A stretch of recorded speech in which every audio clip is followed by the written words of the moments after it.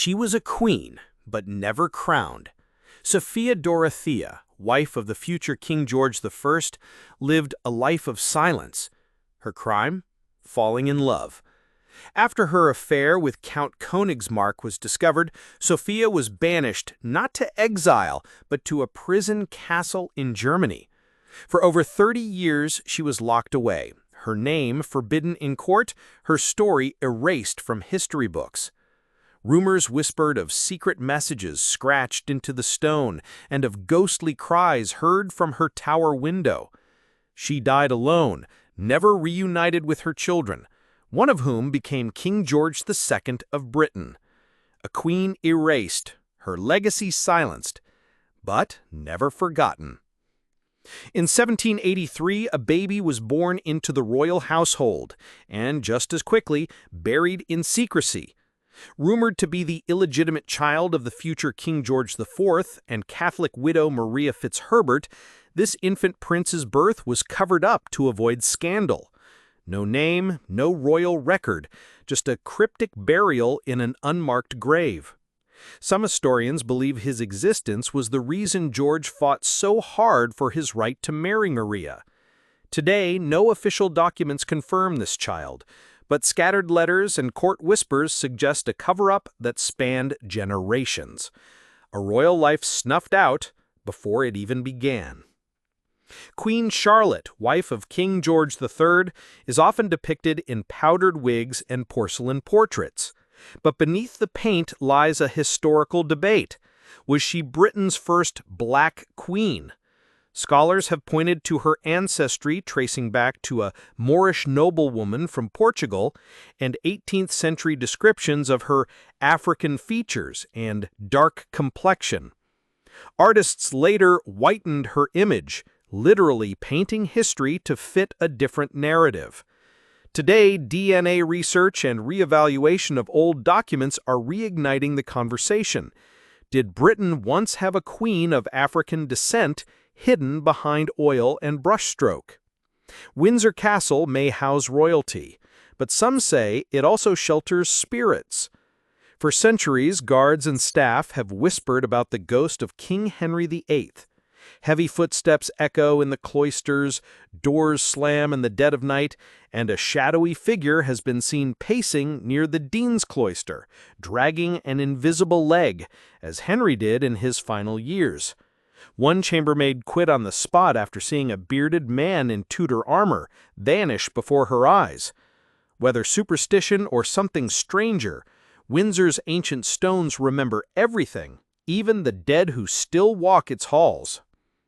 In 1900, a rumor swept through London society that Queen Mary had given birth to twins, but only one was declared heir. The other, mentally disabled, was said to have been hidden away in the countryside to protect the image of the monarchy. Some point to mysterious photos, royal medical records with names scratched out, and a secluded estate in Gloucestershire where a mysterious boy was cared for under guard. While Buckingham Palace has denied such a twin existed, the whispers have never faded. Did Britain's royal line rest on a lie of selective inheritance? Before her death, Princess Diana recorded secret audio tapes, raw, vulnerable, explosive.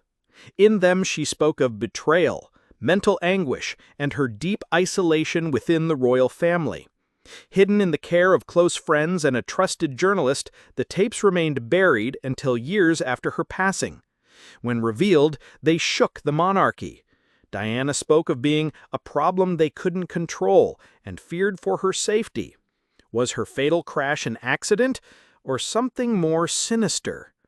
Her voice, captured on crackling tape, remains a haunting echo of a royal life unloved and unprotected. Not all royal gems sparkle in the tower. In 1303, the crown jewels were stolen in one of history's most audacious heists from Westminster Abbey itself. The thief?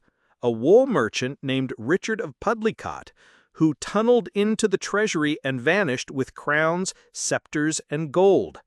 It took weeks before anyone noticed. When caught, Richard was tortured and hanged, but many treasures were never recovered. Some say pieces were hidden in the Thames or sold to foreign kings. The modern crown jewels may be dazzling, but part of their original legacy is still missing and may lie buried under London's streets.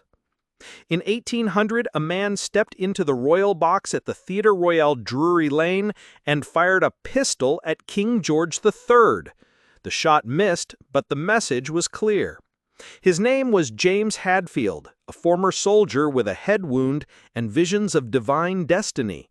Hadfield believed killing the king would usher in the second coming of Christ. His trial changed British law forever, introducing the modern defense of insanity. Though locked in Bedlam Asylum for life, Hadfield wrote poetry from his cell, a failed assassin whose madness rewrote the kingdom's legal system.